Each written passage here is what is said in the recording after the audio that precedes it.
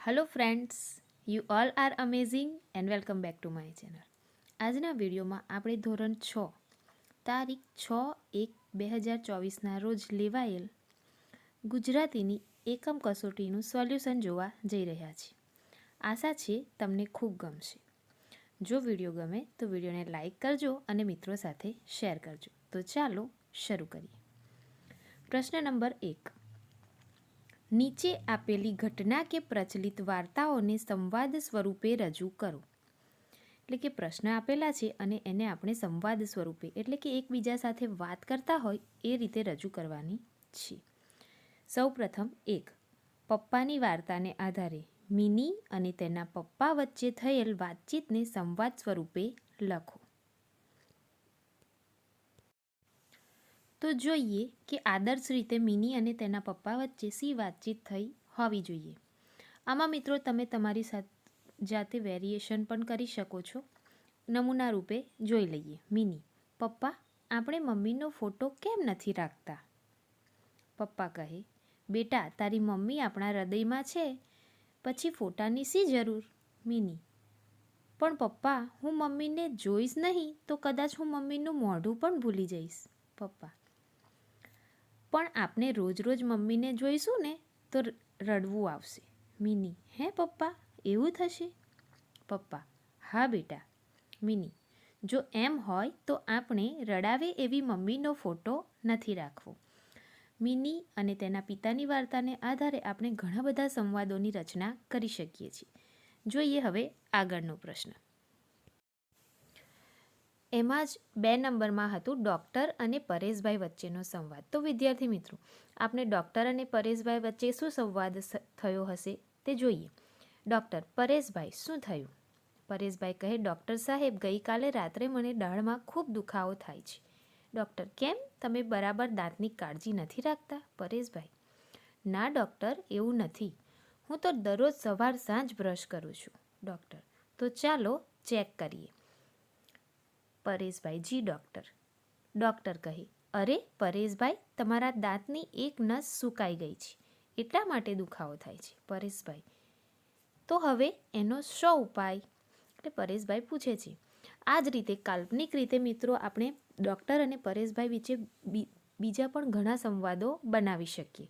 તમે તમારી રીતે પણ આમાં અલગથી સંવાદ બનાવી શકો. જોઈએ 3 નંબર. સિંહ અને શિયાળની પ્રચલિત વાર્તાને આધારે સિંહ અને શિયાળ વચ્ચેનો સંવાદ લખો. મિત્રો, તમે સિંહ અને શિયાળની વાર્તા સાંભળી જ હશે. એને આધારે આપણે એક સંવાદની રચના કરવાની હતી. જોઈએ. શિયાળ કહે, મહારાજ નમસ્તે. સિંહ: બોલો શિયાળભાઈ, અહીંયા કેમ? શિયાળ કહે, મહારાજ, હું તો તમારી જ રાહ જોતો હતો. સિંહ: કેમ મારી રાહ જોતો હતો? શિયાળ કહે, આ શિકાર કરેલ પ્રાણી બીજું કોઈ લઈ ના જાય માટે. સિંહ: તું સાચું બોલે છે ને? શિયાળ: હા મહારાજ, તમારી આગળ જુઠ્ઠું બોલવાની મારી હિંમત ક્યાંથી? તો આ જ રીતે શિયાળ અને સિંહ વચ્ચે આપણે આ સંવાદ પણ લખી શકીએ મિત્રો. અને તમે તમારી કલ્પના શક્તિને આધારે પણ બીજા સંવાદની રચના કરીને પણ લખી શકો. હવે પછી છે 4 નંબર, સસલો અને કાચબો. સસલો અને કાચબાની વાર્તાથી આપણે સૌ પરિચિત જ છીએ. છતાં કાલ્પનિક રીતે અહીંયા મેં એક સંવાદ રજૂ કરવાનો પ્રયત્ન કર્યો છે. કાચબો કહે, કેમ છો સસલાભાઈ? સસલો: મજામાં. તમે કેમ છો? કાચબો: હું પણ મજામાં. સસલો: તો ચાલો આજે આપણે હરીફાઈ રાખીએ. તમે જીતો છો કે હું એ ખબર પડી જાય. કાચબો: ચાલો રાખી દઈએ હરીફાઈ, જોઈશું. સસલો: એમાં જોવાનું શું, જીતીશ તો હું જ. આ સસલો અને કાચબો વાતચીત કરે છે હરીફાઈ શરૂ થતાં પહેલાં. વિદ્યાર્થી મિત્રો, આપણે હરીફાઈ દરમિયાનની વાતચીત પણ બનાવી શકીએ, સંવાદ બનાવી શકીએ. હરીફાઈ પછીનો સંવાદ પણ બનાવી શકીએ. તમે તમારી કલ્પના શક્તિને આધારે કાચબો અને સસલો વચ્ચે ઘણા સંવાદ બનાવી શકો. સસલો કહે, એમાં જોવાનું શું, જીતીશ તો હું. ત્યારે કાચબો કહે છે, એ તો સમય બતાવશે. ત્યારબાદ 5મું છે શિયાળ અને ઊંટ. અહીં આપણે શિયાળ અને ઊંટવાળી જે વાર્તા છે તેના આધારે કાલ્પનિક સંવાદ રજૂ કરવાનો હતો. અહીં મેં એક સંવાદ રજૂ કરવાનો પ્રયત્ન કર્યો છે. તો જોઈએ. શિયાળ કહે, ઘણા દિવસથી કશું સારું સારું ખાધું નથી. ઊંટ, મને પણ સારું ખાવાનું ખૂબ મન થયું છે. શિયાળ કહે, મેં એક જગ્યા જોઈ છે. તો ઊંટ કહે, એમ તો આપણે ત્યાં જવું જોઈએ. ક્યાં છે એ જગ્યા? શિયાળ કહે, નદીની પેલે પાર એક ખેતરમાં શેરડી છે. ઊંટ, ઓહો, શેરડી મને પણ ખૂબ ભાવે, ચાલો જઈએ. શિયાળ, પણ તકલીફ એ છે કે મને નદીમાં તરતા આવડતું નથી. તો ઊંટ કહે, કશો વાંધો નહીં, તમે મારી પીઠ પર બેસી જજો. આ રીતે આપણે આ સંવાદને આગળ પણ વધારી શકીએ અને સરસ મજાનો સંવાદ લખી શકીએ. ત્યારબાદ 7 નંબરમાં છે વાંદરો અને મગર. વાંદરો અને મગરવાળી જાંબુવાળી વાર્તા તો આપણે સૌએ સાંભળી જ છે. એના પરથી એક સંવાદ બનાવવાનો છે.